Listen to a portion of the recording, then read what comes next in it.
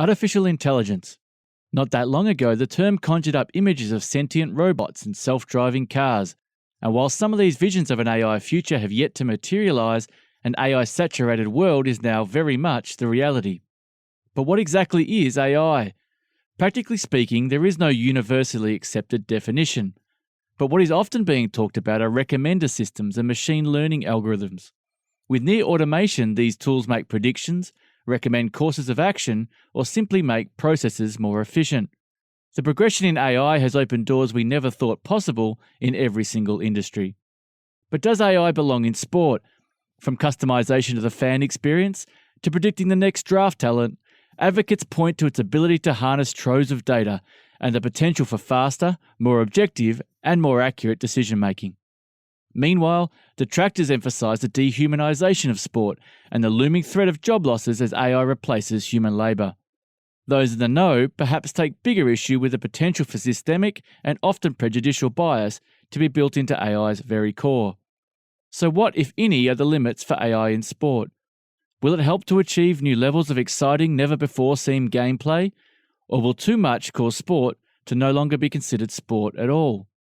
I'm Sam Robertson, and this is One Track Mind.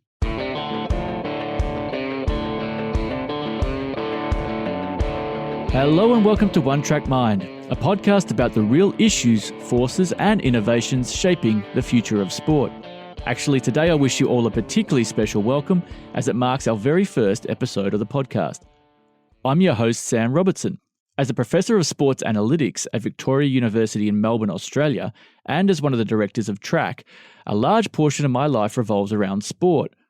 I consider myself very fortunate to be able to spend a lot of time reading, writing, and thinking about some of the most pressing issues currently facing the industry. Each episode I'll be exploring some of sport's biggest questions alongside two expert guests as we try to flesh out what is the future of sport. On this episode, we're asking, artificial intelligence in sport, help or hindrance? My first guest is Dr. Alan Broad. Alan is a senior fellow at the 3A Institute at Australian National University, which focuses on everything from advanced robotics and autonomous cars to smart grids and machine learning. Alan has spent more than a decade working in the technology sector across Australia, the UK and Europe, in leadership roles spanning policy, standards and engineering for organisations such as CSIRO's Data 61, the Open Data Institute in the UK, and as an advisor to UK Cabinet Minister Elizabeth Truss. She is a frequent keynote speaker and a writer on AI governance issues and is the author of the much-awarded 2018 book Made by Humans, The AI Condition. Alan is also the co-designer of a board game about open data that is now being played in 19 countries. I'm really interested to hear about how someone very much at the cutting edge of AI sees its future as it relates to sport.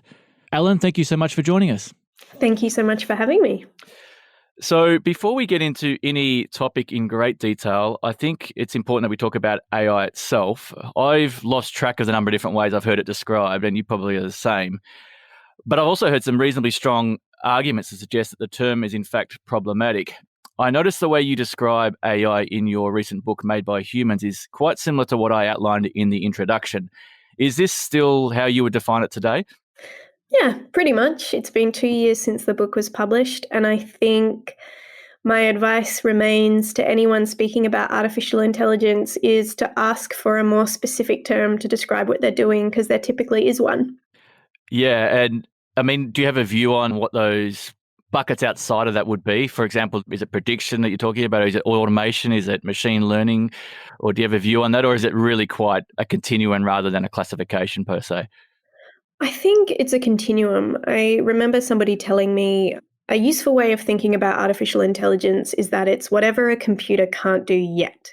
Because as soon as it is something a computer can do, we give it a name, like machine learning or virtual reality or drones or robotics. And a lot of these terms overlap. And often when we're talking about artificial intelligence, we're usually using it to refer to things that involve the replacement or augmentation of human labor. So I like your use of the word automation just then, because I think quite often where we get really kind of excited about it and where it preoccupies kind of media debate, policy discussions, the sense of innovation and disruption is where we're proposing to automate processes using different computational techniques that, once they are implemented, get their own name. So I like we call it AI when it's something that a computer can't quite do yet. I haven't heard that, and I quite like that, and I think that's something I might use in the future. Just as you were speaking there, I'm thinking about perhaps the preoccupation we have with the future application of AI, and it was kind of inherent in your answer then that maybe the media does tend to focus on things that maybe aren't really a problem yet. Do you think that it's useful to still keep our eye on those bigger picture things, particularly as they affect us ethically and us as a society moving forward? Or is it okay just to talk about automation? Or do we need to keep our eye on that, particularly in the broader society, for the implications it has for us, particularly with our privacy, our ethics, automation, which could lead to job losses?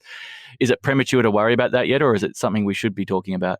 So the founder of our institute, distinguished Professor Genevieve Bell, who's like a kind of very famous digital anthropologist, said something to me while I was writing Made by Humans a few years ago, where she said that the fears that we have about technologies are a reflection of long-standing human fears. Fears of being irrelevant, fears of being replaced, fears of losing agency.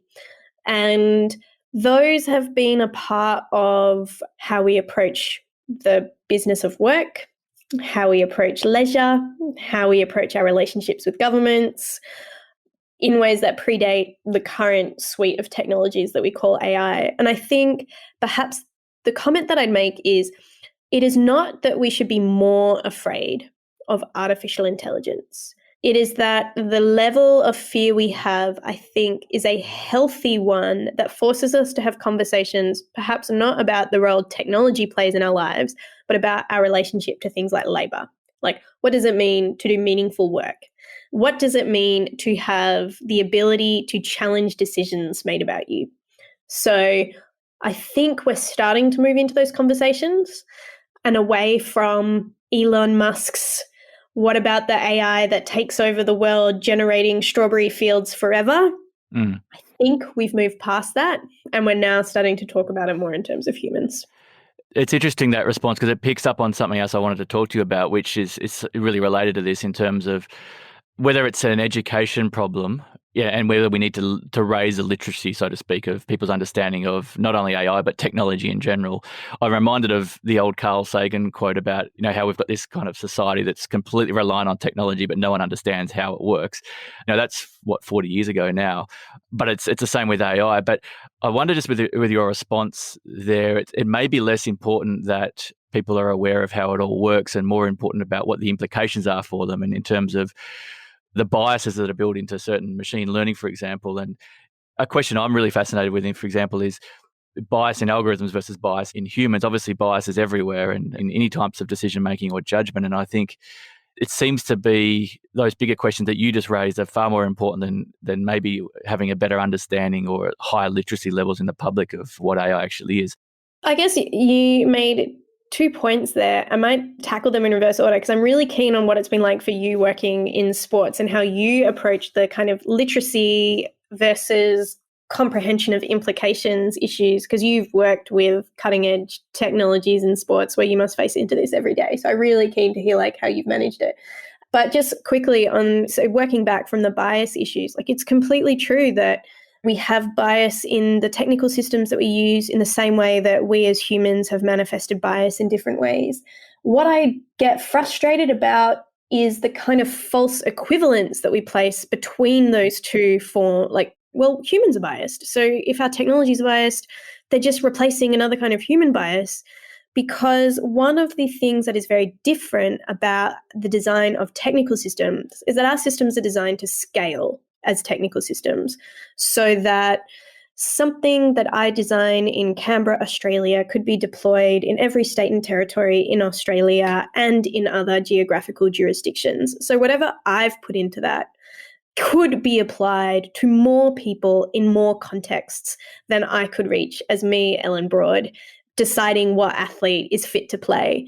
So that's why it's just really important that we're talking about these issues in technologies with great seriousness, because where a system is not working as intended, where it has error, where it is manifesting certain kinds of bias towards certain societal groups, for example, the effects at scale can be more devastating. So I think that's kind of why it is rightly such an area of focus at the moment. To your point about literacy, the thing that I think about is there are so many things in my life that I genuinely have no idea how they work. Like, I have no idea how to wire my house. I have no idea how to build a house. I have no idea how to make clothes. I have no idea how to do most of the things that I rely on day to day, which are all forms of technology. Like, we kind of now just talk about technology as being cutting edge computer systems, but technologies extend to sewing and cooking and house construction and vehicle manufacturing. And it's not that I need to know how any of those things work. I don't know how to take a car apart and name every part and put it back together, but I know the sounds it's making when it's not working. And I know the instinctive levels of distrust I get when I take it to new mechanics and then they say it needs all of these parts replaced. So it's like we get a feel for the kinds of implications or knowledge and also the kinds of professionals that we can talk to in all these settings, you know? And I think the difference at the moment in AI is, one, it's still very young. Like, computing in general is less than 100 years old. So we're still kind of in awe of its potential. We were like that with electricity. I remember 250 years ago when I was born. No, I remember that in early discussions about electricity, you know, we thought it could do everything: cure cancer, cure blindness, treat women for hysteria. And we've obviously changed a great deal in our response to that technology over time. I think something that makes implication gaining harder with computing technologies is that we have explicitly designed them to make the work involved invisible. Like, it is very hard for members of the public to even get a sense of it being constructed by humans, because all of the work and what makes it magic is that it just seems instantaneous. And, you know, we talk about it like magic spells. We kind of, you know, it's peanut butter and goblins just sticking things together. So I think that makes it really hard for people to do the kind of human smell sniffing, sound detection that we do with other kinds of technologies. But I'm really interested for you, like, how does that actually work out in practice? Because this is me kind of saying, this is what I think it is. But what's it been like for you, like, working with it in applied settings? Yeah, I mean, there's a whole, like every industry, the technology adoption in sport and the computing systems in sport has exponentially increased. But before I answer that, I think you mentioned something about the nature of technology then, and I always think of the way that Don Norman refers to this in terms of surface represented technology versus internally represented technology. And I think a hammer is a surface represented piece of technology. You can look at a hammer and you can know what it does and how to use it just by looking at it. And something I'm not the first to notice this, but certainly in sport, like most industries, as you've rightly pointed out now, more and more types of technology we're using are internally represented. You can't find out how it works or how to use it unless you unpack it or take it apart. And so in sport, we haven't really dealt with that very well as a whole. We're still grappling with it. We have whole jobs now that are set up to monitor or utilize one piece of technology, of which 99% of the workforce don't know how it works, and sometimes even why it's important. So again, I don't want to be totally self-critical on sport, because I don't think a lot of industries have been well prepared for that. But certainly there hasn't been enough sitting back and taking stock of where we are, where we're heading, why we're certainly taking up certain technologies. And again, this is a complex world, like lots of industries and lots of fields are, and there's pressures on sporting clubs to keep up with the Joneses more than most sports. And so they're also not exempt from the whims of salesmen and people trying to peddle products either. And so there's a whole range of considerations there. And let's not forget, management, owners, boards in sporting clubs are invariably not trained scientifically, and they're certainly not trained technologists. So it's not any wonder we are a little bit of an interesting position there. But I'm not going to be too negative on my own industry, but I guess it's like this everywhere. Yeah, and I don't even think it's negative. It's like a reality. Like, I mean, sports more than any other industry is explicitly about winning. I mean, you could challenge me on that, but like, you're rewarded if you win, and you get more jobs if you win. And so you can't really ignore potential technologies that could have an effect because you might lose your edge. So I don't think it's being hard on your industry. I think it's like something that is just, I think every industry to a certain extent has that with developing new technologies generally. But in sport in particular, it feels like when your potential future is predicated on the success in quite an explicit way of what you're doing now, it's very hard to ignore these things or say, let's just take a few seasons and like think about it. Yeah, that's, again, it's not unique to sport, but it's certainly a characteristic that other industries don't always have. And it's very, very fast paced and very short memories a lot of the time as well. Mm-hmm. Yeah, I think one of the great things about AI is it's pervasive and it's literally being applied to just about everything we do as humans now. But I'm really interested to hear your thoughts on where it could potentially be used best in sport, and particularly what are the implications for lots of stakeholders. I mean, we just talked about a few then. Athletes versus coaches versus franchise owners, media, fans, they all have different. I mean, you just talked about it being a sport is there to win, and certainly athletes and fans and probably coaches think that, but potentially other stakeholders are trying to make money, and that might be a little bit cynical, but that's really their main goal. Do you have ideas about what you've seen in other disciplines about what implications of a more AI-friendly sports industry might mean for some of those stakeholders, or what it could potentially mean? So I'll say two things. One is, so in other industries, because I can talk about other industries with much more expertise than I can talk about sport, but then I can definitely have a crack at sport given family is sports mad and I can reflect on what I've seen work.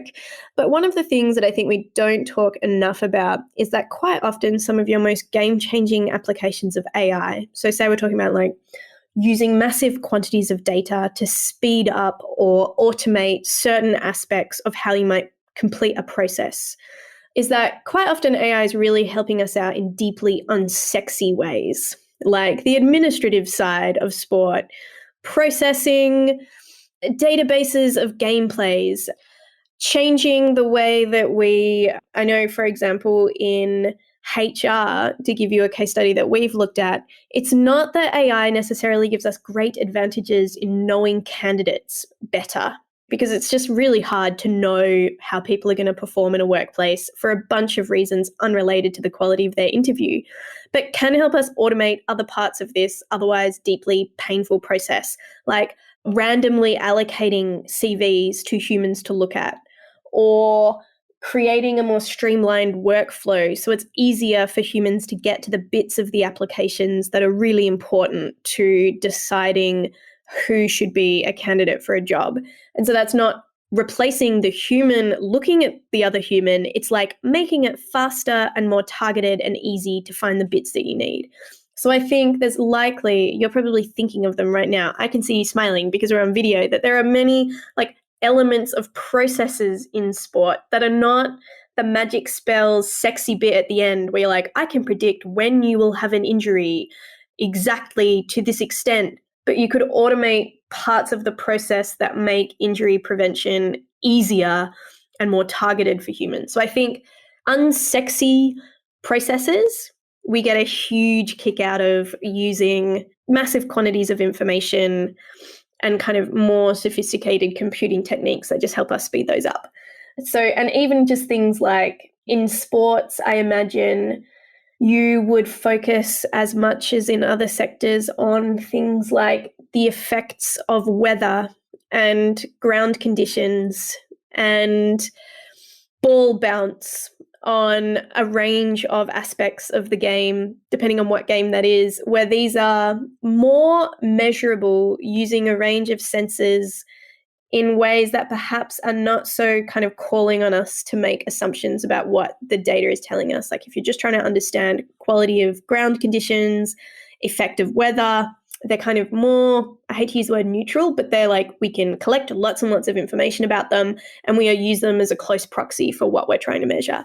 I think it gets harder in sport, as it does everywhere else, where we're trying to use what we can measure with sensors to stand in for something that's actually quite hard to measure in practice. So I used job recruitment as the previous example, where we try to measure using video technology the extent to which people smile or make eye contact as a measure of, say, their empathy and awareness. And those are not the same thing. So I can imagine you have some contexts in sport as well where some things are quite easy to measure, like strain on the knees, connecting with the ground. But if you're trying to measure endurance in a more human sense, maybe you get into stickier territory. I don't know what you found. Well, it's particularly an issue on some of the human factors that you mentioned then. We just don't have, and again, I'm not a psychologist, but we don't have great ways through technology of measuring some of those characteristics, which we know are important to sports performance, resilience, communication, all these types of things. And so we really struggle with availability bias. It's very easy to focus on things that are easy to measure from technology, which is largely the physical components of sport. So we're very good at measuring how fast someone can run and how fast they are.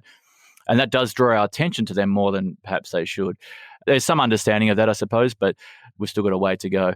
I need to come back to what you said earlier, and I know anyone listening that knows me at all will think I put you up to that response about focusing on the unsexy part of data, but it is something that I kind of yell from the rooftops to people in sport when I have an opportunity, because it frustrates me on two levels. Firstly, that we don't necessarily always see the opportunities for automation or semi-automation of processes. And then secondly, when we do see the opportunities, we either don't take them or we don't take advantage of the time saved.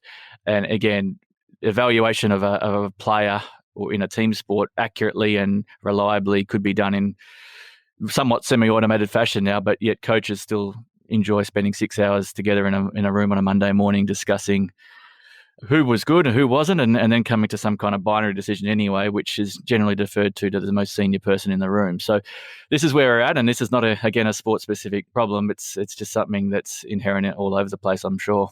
I always say, because I used to work on a lot of big data infrastructure implementation challenges, and I'd always say the first thing, because people are like, what should we do? And I'd be like, this is a human problem. It is not a technology problem. The way in which we make use of technology more effectively is we change our culture as humans interacting with that. But it is really hard to get people to understand, we still have this idea that you can just drop a expensive solution in the middle of it, and then all of the change you want to see will happen around it, and not the humans have traditions and expectations and previous understandings of how a job is done. And unless we really help with that, they're always going to be shiny toys that we don't use very well. Yeah, and I think there's a role that's becoming popular in the banking sector, I think, but also it's creeping into sport too, which is that role of storyteller. And I don't know if that's the right word, but I think certainly it's almost like a PR advocate for AI in sport is needed. And maybe that's a storyteller, or maybe it's someone who just understands it, who can relate well to coaches. And of course, there's not a lot of those people out there in sport anyway. Now, I know we're, as often is the case, we're running short on time, but I really wanted to talk to you about limitations, because I think it's very easy to get carried away with the advantages, but are there limitations or negative effects that you could see that playing out in sport, and potentially some things you've seen elsewhere in the future or even now? So there's a few things. So I think a general limitation that we have is that a lot of the time, particularly when we're trying to use AI to chase things that have previously been elusive, that we can put too much trust in the systems that we're using and ignore our own human judgment. So that's where you're like, well, the system is telling me this guy runs the fastest and he is the strongest, so he's going to be the best player, irrespective of how we might have known before using a predictive system that there's more to it than that. So it's kind of one limitation is, how do we ensure that we still maintain some kind of equilibrium between the systems that we use to help us make decisions, but still kind of using our own experience as well. Something that I think about a lot for elite athletes is that probably more than most other people in any other jobs, the amount of data being collected about them is incredible. There is nobody measuring, my body weight and body mass and performance on a daily or weekly basis and how fast I'm moving and looking at my genetic history in order to understand what makes a fantastic athlete. That is not happening for most people. And that is not only a huge amount of information to collect about individuals, but something that I think about for athletes is like, how does that follow you over time?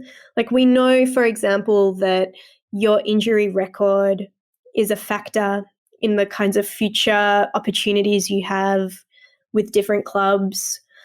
But as we start to amass kind of richer pictures of athletes, what kinds of decisions could be made about them using information that actually is just not that predictive? But because we have so much of it, we just start relying on it. So you could have like an injury record going back 3/4 of your career. So moving from, we have really detailed data about you from the last 3 years, to if you're a young athlete now, you could be looking at your whole career is now incredibly quantifiable using information.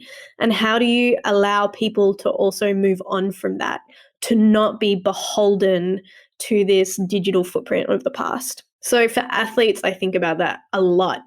I remember you and I were having a conversation about unique identifiers for athletes. And we know, for example, from using unique identifiers for researchers, that changes the way we measure research. It changes how we value certain research outputs. So it has both a positive in that it makes your history as a researcher easier to track, but it also skews how we measure research and the quality of outputs. So I just think about, like, what is the effect of lasting, more detailed information about humans I cannot think of other industries that are perhaps as quantifiable for individuals. Astronauts and athletes. They're probably pretty close. They might have athletes covered even. Yeah, I think hearing you speak there, it becomes, as so often is the case, it comes back to where we're starting and what's our understanding of sports performance. Do we have a working model, a mental model, or even an analytical model about when we are doing things like you just mentioned, that we're aware of the gaps? So we're aware that we haven't got great ways of tracking their communication, their resilience, their mood, those things that we talked about earlier. But again, even doing that, I think it's very easy still to forget about those things, and you do become reliant. And I think that's still a danger. Just before I let you go, I just wanted to ask you this. This is such a fast-moving area, but big things that AI is grappling with as a whole, what are they? What's one or two big things that they're grappling with now, or they could be soon? And you don't need to talk about how it might impact sport, but certainly our listeners might be able to take that away. But what's the one or two big things you think that it's grappling with now? So I think conversations now are moving very explicitly to discussions of power and structure and accountability. My area is kind of AI ethics and responsible AI. And we talk about there being 2 or 3 waves that we've been on. One being about kind of values-driven, principles-driven approaches to technology design. The second being about improving technical issues with systems. So reducing bias in your model, improving your error rates. And now this third category is kind of, well, how do you think about these systems in context and who has ownership of them and how will they be deployed? So I think the next 10 to 25 to probably 50 years, we're going to be talking a lot more about things like organizational accountability for the use of systems.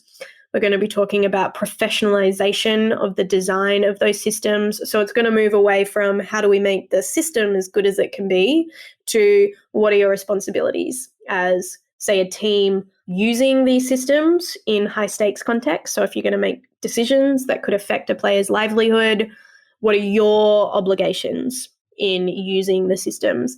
I don't think we're talking about that perhaps explicitly in sport yet, but it's definitely happening in other contexts like law enforcement, facial recognition, this move away from how do we improve the system to what are your responsibilities as organizations designing and using them. Yeah, I mean, there's certainly lots of implications for sport there, I think. And I would agree, though, that we're probably not quite addressing those in certainly not a wholesale level yet. Dr. Alan Broad, thank you so much for joining me on the show. Thank you so much for having me. It was fun.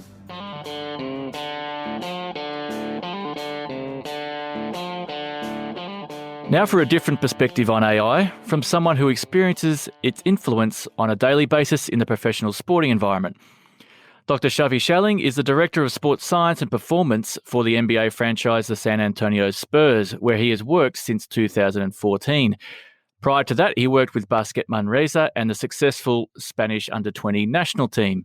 In addition to his considerable basketball industry experience, Xavi also has a PhD in exercise physiology, along with a couple of master's degrees. He has also published extensively across applied sports science, including more recently on the implementation of decision support systems to the sporting context. Consequently, I'm really interested to hear what he has to say on this particular topic. Xavi, thanks so much for joining me on the show. Hi, Sam. How are you? Thank you for having me. I'm great, and thanks once again for joining us. I'm going to get straight into it. And which areas of sport do you see as most likely to benefit from AI into the future? And are there some that are more likely to be problematic? Yeah, I think that AI can be implemented in literally in any field. AI is in our phones, AI is in our watches, AI is in cars, in our fridge. It's everywhere. Why it should be different in sports? Obviously, the more data you have, the hot topic is big data, but the more data you have, the more applicable and more sense makes to have AI behind it, but also for simpler processes that can be just automated and to improve the efficiency of the process. And that can go from scouting reports to talent identification to the performance staff and trying to assess or evaluate performance on court or off court. It's literally endless. It will depend on the data that you have available and how mature your information systems are in your organization, basically. And you mentioned a couple of areas of sporting organisations there that have probably been at the forefront of picking up AI. Do you see any that are lagging behind in your experience across different sporting codes for various reasons? Do you have any take on why they might be lagging behind in their uptake? I think that scouting is catching up. I'm saying catching up, and it will depend on the sport. But in basketball and in the NBA in particular, which is my field right now, our scouts are very, very good, and our scouting team is very, very big. And we've relied for many, many years, for 20 plus, 30 years, on their experience and their subjective analysis of talent identification. Now we are in the perfect marriage between basketball analytics and advanced statistics and AI and the human expertise. So I think that scouting was a few years ago clearly behind, but they are very quickly catching up because the future of the organizations is on that young talent identification. And very closely, and probably we'll talk about it later on, is the medical side. Medical side, I would say that they are trying to catch up, but there is a lot of skepticism, and for a good reason. The decisions are very, very hard to make, which involves health and injury prevention. And the implementation of AI, machine learning, and information systems is very, very cautious and very, very conservative. You're right. I probably did want to explore it a little bit later on, but perhaps we can even do that now. You mentioned skepticism by the end user, but I think it's an image problem also, perhaps because it's quite a new area still for many disciplines.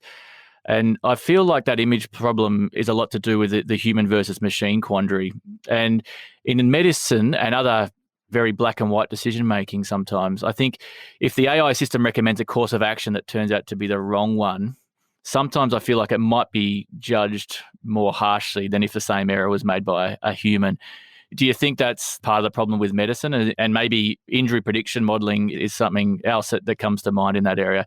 Does that resonate in what you've experienced? Yeah, absolutely. I think that for injury prediction, we can do a whole podcast and a whole interview about it because, as you know, it's a very hot topic in our field, and we can expand later on injury prediction. But yeah, I agree. I think that the reason in medicine is exactly that, because the skepticism relates to the impact of the decision. So you can implement a very complex and not very successful AI in a decision that is not very important for the organization, because if you fail in the decision, it won't have a huge impact. Now, when you are deciding on health and injury or selecting a high caliber player where you are putting millions of dollars, failing on that decision, it's very, very hard. So, and there is a risk aversion, which is very natural in humans, that we would rather take that ownership instead of relying on something that we don't understand completely, the process, even though maybe that process is better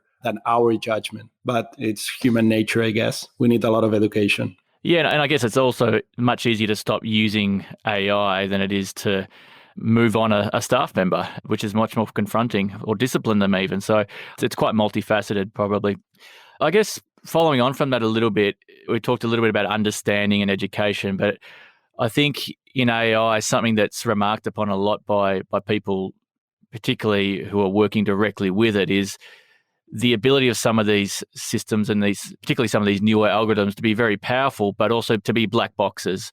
And I've certainly found in my experience that in order to achieve buy-in from a coach or, in fact, almost any other stakeholder, they often want to be able to understand and interpret components of a model or algorithm. And I think that's human nature as well, but sometimes it's also because they want to almost compare the way they are arriving at a decision with the way that the algorithm would. But of course, this is a quandary because as we get more and more data, as you mentioned in the introduction there, we're going to have hundreds and thousands of inputs that are going to be going into these algorithms. So we might not have much of a choice. So moving forward towards the future, do you think we're always going to need to know how AI arrives at an answer? Are there situations in sport where it might be okay that we don't know? And I guess vice versa, where could it be an absolute disaster? Yeah, I think the question is more generic, meaning any implementation process requires time.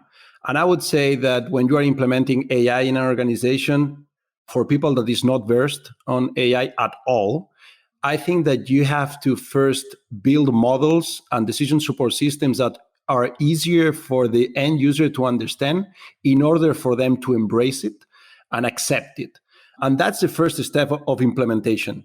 Now, when that is implemented and the end user finds useful the DSS, the decision support system that you've developed, their decisions are better or the decision-making process is faster and more efficient, one or the other, or both, then you can sacrifice a little bit more the interpretability of the model, going for more accuracy. But in order to do that, you need a maturity in your organization first. And again, education, implementation is slowly with a lot of explanation of the reasoning behind the model. And then you can then sacrifice a little bit more that interpretability with the acceptance from the end user, and go from more accurate and more a black box model, if that makes sense. Yeah, absolutely. So it's a bit of a process to you of education, but also rolling out to complexity, which of course in computer science is a term called regularization, where we're penalizing an excessively complex model. And I think you've just provided a good example of how that's useful practically. I want to come back to something you mentioned earlier on, which was efficiency as a word you talked about with AI. And I think a lot of people, when you think of AI, particularly those that aren't working directly in that area, talk a lot about prediction and automation. And obviously automation is quite well linked to efficiency, but I think it's almost something that people think of second relative to prediction, because that's the glossy output, I guess. But on the latter, in terms of improved insights, have you seen anything in sports science or in sports performance? You've obviously worked in this area for quite a while now, where AI has really started to challenge well-held beliefs or models or theories of sport that are now kind of being proved redundant with so much new data and AI coming in? Yeah, the first thing or the first topic that comes to mind is injury prediction. I mean, it's something that a lot of vendors and consultants are using to sell their products, is injury prediction. And we have a beautiful machine learning behind our systems that predict injuries. And this is something that lots of organizations have tried internally with very good experts and data scientists trying to model that. Very important vendors have tried that, but at least in my personal opinion, and talking with several colleagues, we haven't found that tool that we can really rely on to actually predict an injury. And the reasons are many. And one of them is, do we really have the data, or can we really measure the KPIs that will provide us or the model something to predict accurately the injury? Well, I don't know. Maybe eventually we will with technology, but I don't think that right now we are measuring what really matters. That's one. And two is, are we measuring those KPIs if we really have them often enough? Or are we inferring those injury risks on game data that we are playing every 7 days and we disregard the 6 days in between? Are we really capturing? Everyone is talking about how important sleep is or hydration is. Are we capturing sleep for every single player every day and imputing that in the model? I think that we are making a lot of assumptions and making pretty blunt claims that are dangerous for the industry, not just for the industry, but also for AI. When we want to implement AI, if it's being used wrongly, it's going to be harder for us to implement later on.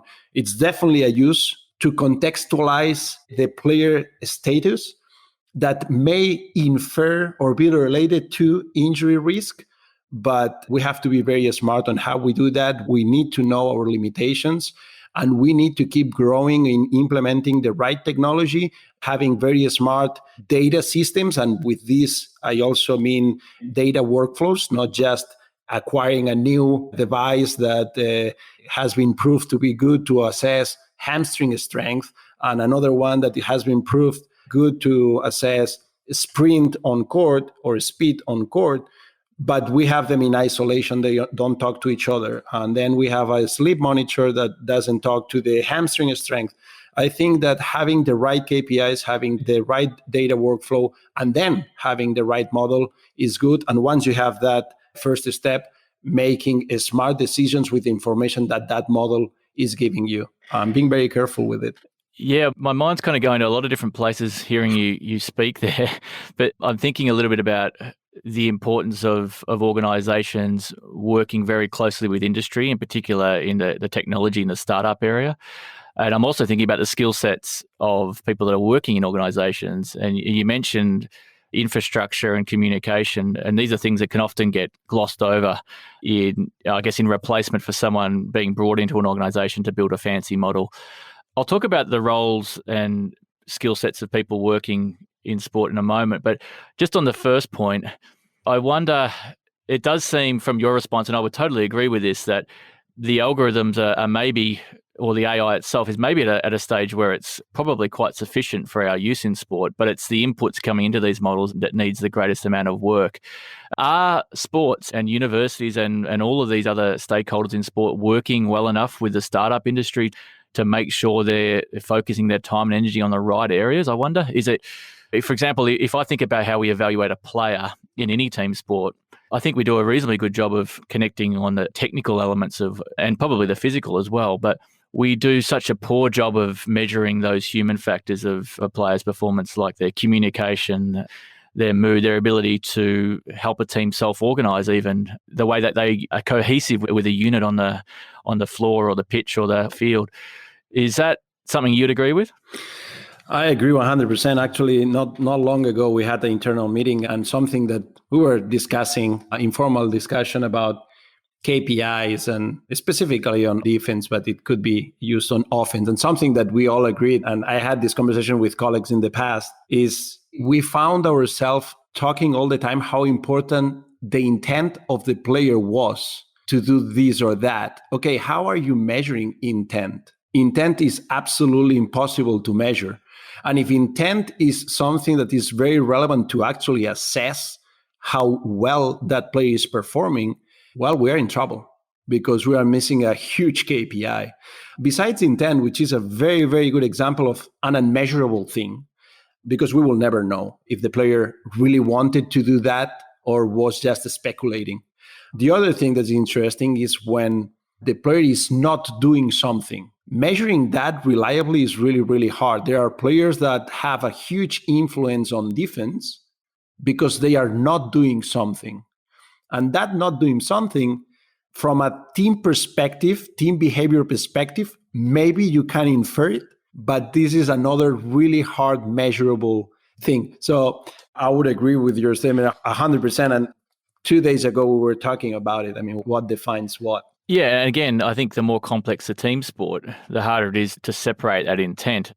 It does make you wonder about the football codes and basketball codes, that it's a whole nother challenge, again, to get to that level. I'll come back to my second point now, while I remember, on the staff and the structure of the workforce. And you might talk about this in terms of basketball in your own experience, but also more generally. What does this mean for how we're structuring our sporting organisations? Obviously, we're seeing people with data science skill sets and computer science skill sets now cropping up in most sporting organisations, but have we got the balance right? Are they the skill sets that we need, and how's it going to look in the future, do you think? Yeah, I think that there are 3 big blocks that we need to cover for sure. It doesn't mean that you need 3 people. Maybe you have hybrid roles that are covering more than one, but there are 3 roles that I think that we need to cover for sure. One is the IT, information technologies. You need someone that is in charge of that hardware and making sure that we have the right technology in place to build our information systems. The other one is data engineers. Sometimes that's a hybrid in between the IT or data engineer or a data scientist that is data engineer, but someone needs to make sure that we are connecting the different databases, the different tables, the different departments, and not that each department is living in a silo. Having someone that has the big picture, not just from the decision-making perspective, but also from the technical aspect. What's the best data structure that you want behind your models and behind your AI is absolutely critical. And then when those 2 fundamental pieces are in place, then you have to have a data scientist. Data scientist / the new sports scientist, which is a hybrid between data scientists and a specific field in sport performance, which maybe is psychology, maybe is strength and conditioning, maybe is physiology, whatever it is, but is clearly focused, and his toolkit has a lot of strengths on data management and data analysis. But those 3 blocks, I think that not just in the future organizations, today you need to be sound and you need to be very good at data workflow and data engineering, IT, and then data science. And again, if you can find someone with all those skill sets, they may well be a unicorn, but I guess that makes them even more valuable. So just wanted to, before I let you go, just one more question relating again to the future of AI, I suppose. We kind of talked about this in our opening, but which of those big areas are going to benefit from sport? But I think as we've spoken, we've talked about AI being more than just algorithms and more than just systems and much more about the data inputs as well. As I think of it now, I'm not a geneticist, but I feel like the genetics field is probably an area that's going to benefit from AI as we uncover more insights from there in the future. And the other area that comes to mind is probably unstructured data from vision, and particularly with markerless 3D motion capture now starting to become a reality, I suppose. Can you think of other areas, or you would agree that they're probably 2 of the ones that are most right over the next 10 or 20 years to really benefit from AI? I think that, yeah, you are right on the money. I think computer vision, which with a lot of different branches underneath computer vision, including imaging, and a good example is how to read MRI or how to interpret a painting from the emotional side, there is some research about it, but analyzing images, there is a huge field there. Also, another branch in computer science is all the tracking systems, the markerless tracking systems in sports. That's huge. And there is a lot of data, 25 data points per second, in our case, with 10 players on court. A lot of information to analyze right there.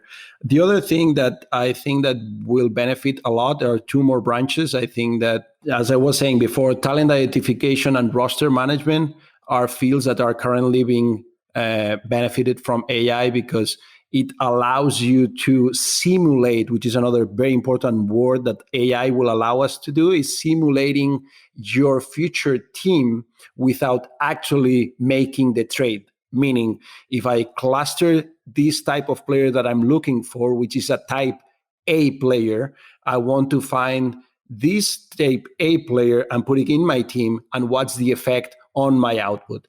Those types of simulations are endless, and that's where machine learning and AI is very good at classifying, clustering, and then simulating outputs and playing endlessly with that. And when you tie the team performance, the player performance with the salary cap and the budget, then it's a very powerful tool where you are simulating performance of the team related to money that you have to invest. That's a huge field where teams are playing with AI already. And I'm sure that they will grow because at the end of the day, they are managing the budget of the teams. And the other aspect that I think, the third aspect that I think that we will benefit from is not just from medicine, but not just from the imaging side.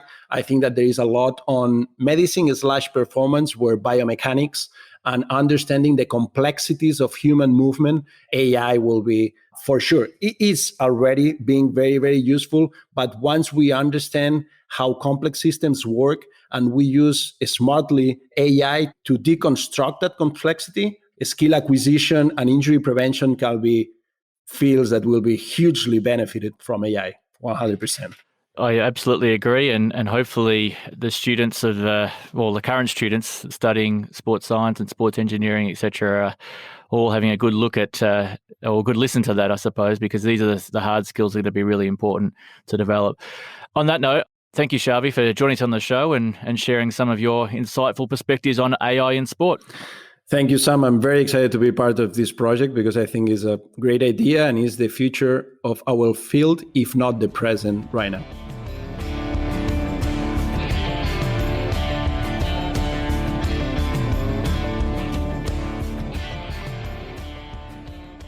And now some final thoughts from me on today's question. It seems that the inner workings of AI will, for the short term at least, largely remain a mystery to many of us. But this hidden and mysterious nature of AI is actually inherent. It is, after all, the covert implementation of AI that actually helps to make our lives so much easier.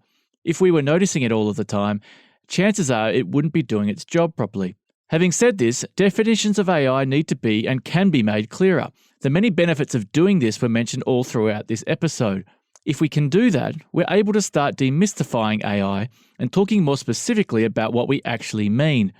Processing, databasing, machine learning, automation. And of course, doing this also allows us to evaluate both its impact and shortcomings more accurately. It also seems that sport's generally cautious approach to date to the widespread implementation of AI is well placed. We're right to hold AI to a much higher level of scrutiny than we do of humans. Its ability to impact at scale is far greater, and we have the ability to design it how we want, rather than let it conform us. But of course, it's also this scalability that makes AI so powerful and attractive. Thankfully, as we've heard, there are people and teams working to ensure its appropriate governance. There's no doubt that complex simulations and real-time predictions are on the near horizon for many areas in sport. But it's perhaps the more mundane aspects which have the ability to save us time and make our work easier. In sport, however, these benefits still remain largely unrealised. As almost anyone working in sport would no doubt agree, though, that is a form of help that would be very much appreciated. I'm Sam Robertson, and this has been One Track Mind. Join us next episode where we'll be asking, will your job exist in the future? One Track Mind is brought to you by Track and Victoria University. Our host is Professor Sam Robertson, and our producer is Lara Chan-Baker. That's me. If you care about these issues as much as we do, please support us by subscribing, leaving a review on iTunes, and recommending the show to a friend. It only takes a minute, but it makes all the difference. If you want more where this came from, follow us on Twitter at TrackVU, on Instagram at track.vu, or just head to trackvu.com. While you're there, why not sign up for our newsletter? It's a regular dose of sports science insights from our leading team of researchers, with links to further reading on each episode topic. Thank you so much for listening to One Track Mind. We will see you soon.